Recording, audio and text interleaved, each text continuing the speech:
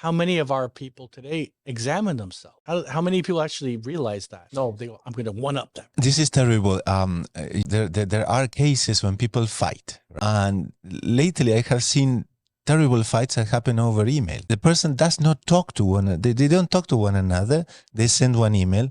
Problem is that the email is full of charge.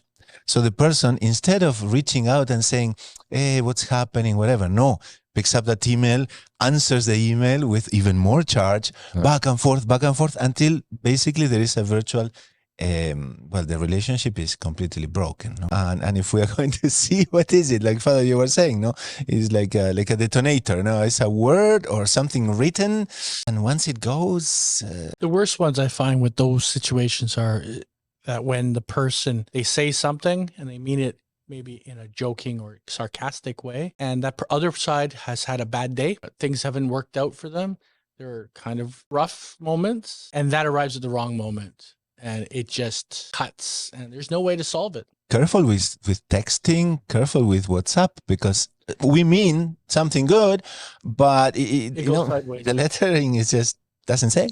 Absolutely. Doesn't say, doesn't specify. And very dangerous, very dangerous. We didn't mean it, and all of a sudden, you have a person offended forever.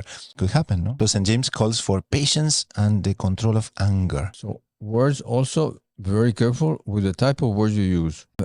If you use unpolite words that are ugly words, etc., then you are using the language of the devil. So you call yourself son of God, but you're speaking with the words of the devil. No, so be very careful. So you have to control yourself, as James says. You have to be slow to speak, slow to anger, and try to find the right equilibrium. The Book of Wisdom talks a lot about this, and particularly for those people who are in authority, also those who are older. It's very unbecoming when you have a person, let's say a grandfather or a grandmother or someone older, and they have a very rude, it's destructive to the children, because they're supposed to be looked up to, and all they're seeing is horror, and you're traumatizing a generation below. So that's kind of important to look at also. Words are important. That's why it's so important that we have good vocabularies, but also we are careful what we say.